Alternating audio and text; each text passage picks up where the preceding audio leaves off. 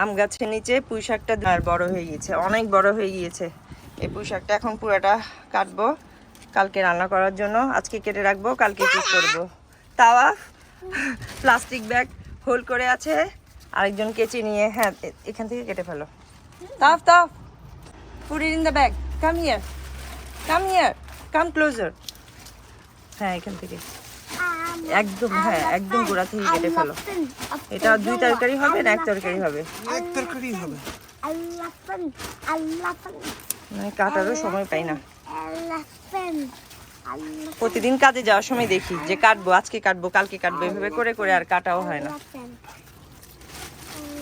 দেখো দেখো দেখো, এই লাল শাকটা থাক, লাল শাকটা এই সপ্তাহে খাবো না।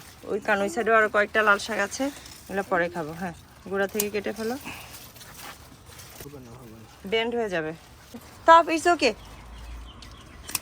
Put it on the floor, that's fine that's fine, তুমি প্লে করো থাক। ওরে বাবা, কেটে কেটে রাখা হচ্ছে। এই সাইডে শুধু এই গোড়াটা রেখে দাও, দেখবে এই গোড়া থেকে আবার হবে। এই যে ময়লা এগুলো গাছের নিচেই থাকুক, এগুলো ক্লিন করবে কে? দুনিয়ার ঝামেলা। থাকবে না এটা থাকবে কেন? এই যে এটা বললাম যে এতটুকু পর্যন্ত, হ্যাঁ কেটে ফেলো। এটা নাও, এটা তো মজা। এই বিচিটা দিতে মানে শুধু এই বিচিটা রেখে দাও, এটা বীজ করব। হ্যাঁ এটা বীজ করব। এই পাতাটা নিয়ে ফেলো, এটা রেখে দে, এটা কেটে ফেলো তো। গাছের নিচে দিয়ে দিয়ে গেলে নাও, দ্যাটস ইট। পুরা পুঁই শাক গাছটা দেখো কতগুলা। এবার প্লাস্টিক ব্যাগে ঢুকে ফেলো।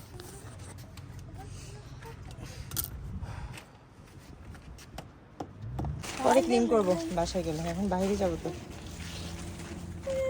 দেখি দেখি তো কি বিশাল বড়, ও মাই গড। মানে এই যে একটা গোড়া থেকে এই যে এতগুলো পুঁই শাক। না না এটা রাখো, আমি ক্লিন করবো, সব রেখে দাও। দেখতে অনেক লাগে না, আবার কুক করলে অল্প হয়ে যাবে। কি দিয়ে খাবা? চিংড়ি মাছ দিয়ে? পুঁই শাক কিন্তু চিংড়ি মাছ দিয়ে মজা, তাই না? নিয়ে নাও, আমি আরে নাও, আমি এটা অর্ধেক আবার হাফ।